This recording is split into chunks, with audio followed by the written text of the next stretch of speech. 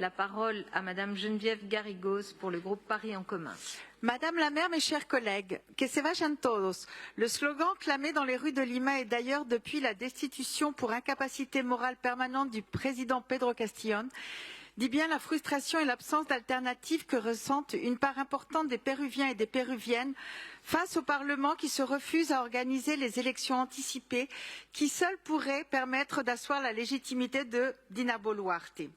Il n'est ici bien sûr pas question de nous prononcer sur les enjeux politiques du pays le plus inconstant des Amériques, 15 premiers ministres et plus de 250 remaniements ministériels en 6 mois.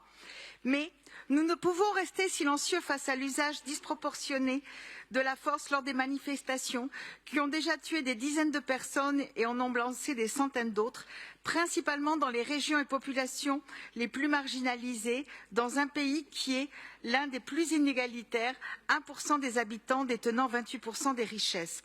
Les 8 rapporteurs de l'ONU envoyés sur place ont constaté l'usage excessif de la force et déplorent la stigmatisation du mouvement de protestation, le harcèlement envers les défenseurs des droits de l'homme et les journalistes, ainsi que l'utilisation abusive du terme terrorisme. Ces pratiques délétères visent opposants politiques, manifestants, ainsi que les associations de défense des droits humains qu'elles mettent fortement en danger.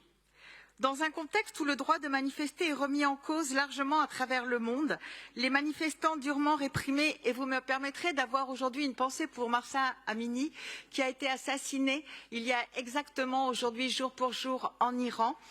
et une pensée pour les Iraniens et les Iraniennes qui continuent depuis 6 mois à manifester, eh bien Paris, ville des droits humains, doit témoigner à l'instar des organisations internationales de son inquiétude vis-à-vis de ces exactions et appeler à plus de proportionnalité dans le recours à la force. Nous devons être une des nombreuses voix de par le monde qui rappellent à la raison et c'est l'objet de ce vœu. Je vous en remercie.